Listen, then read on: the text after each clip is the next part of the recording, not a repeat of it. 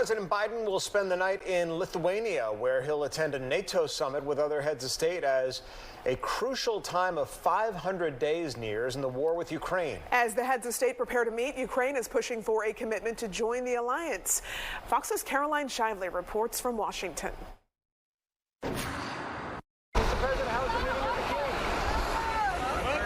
After friendly meetings in Great Britain, President Biden is now in Lithuania ahead of a key NATO summit and potentially thornier discussions over Russia, Ukraine, and cluster bombs. The president already taking heat for his authorization to supply Ukraine with the weapons. Over 100 actual countries who are part of NATO have actually declared these munitions to be not used in war. And the reason for that is the increase in civilian collateral damage, because now you're thinking about the ideas of additional UXOs or unexploded ordnances. Proponents argue cluster bombs could help end the war that has dragged on for more than 500 days.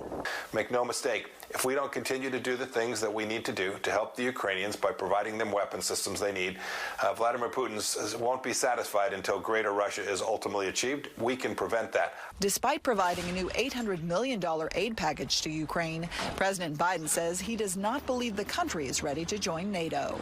I don't think there is unanimity in NATO about whether or not to bring Ukraine into the NATO family now, at this moment, in the middle of a war. On Monday, Ukrainian President Zelensky said the majority of the alliance members stand firmly with his country, and at this week's summit, they must confirm that Ukraine is a de facto NATO member. In Washington, Caroline Shively, Fox News.